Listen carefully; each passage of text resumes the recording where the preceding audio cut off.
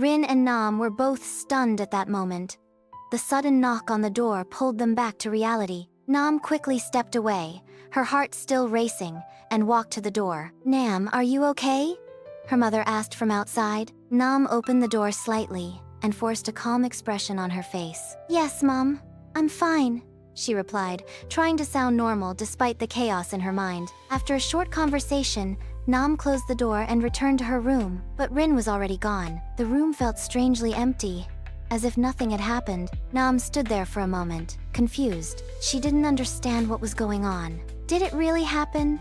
Or was it just a dream? But one thing she couldn't forget: that kiss. Her fingers slowly touched her lips. The warmth was still there.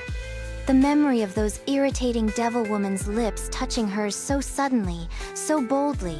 Nam's cheeks flushed. Why did she do that?" she whispered to herself. Before she realized it, morning had already arrived. The sky outside her window slowly turned bright. Nam hadn't slept even for a moment. She sighed and sat on her bed, glancing at the alarm clock beside her. 7:30 a.m. Nam dropped back onto the bed dramatically and covered her face with a pillow. "Oh God, why is my life becoming so complicated?" she groaned in frustration. And the worst part was, her heart was still beating faster whenever she remembered Rin. Rin sat quietly on the long velvet couch, a crystal wine glass resting loosely in her hand. Her gaze was fixed on the massive glass window that stretched from floor to ceiling. Outside, the city was slowly waking. The lights that had glittered across the skyline all night were now fading one by one, disappearing under the soft glow of morning.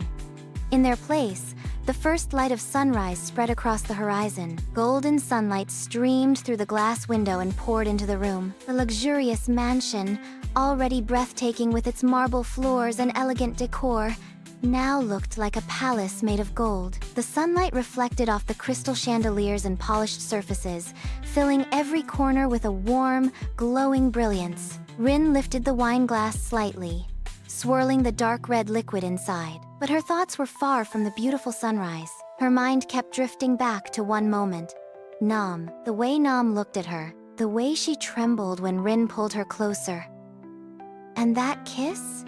Rin smirked faintly, taking a slow sip of the wine. "Miss Bad Luck," she murmured softly, her voice low in the quiet room. "Why are you still in my mind?" For centuries, Rin had never allowed anyone to linger in her thoughts.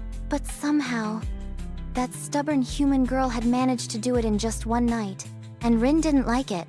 Not at all. Yet the memory of Nam's flushed face kept returning.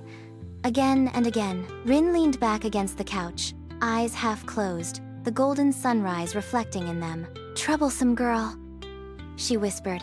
But the faint smile on her lips said otherwise. A loud, furious male voice suddenly echoed through the dark room. "Both of you, are you ready for what you've done to me?" The room was completely silent except for the sound of his heavy breathing. Shadows swallowed the walls, and only a faint beam of light slipped through the cracked window, barely illuminating the man's face.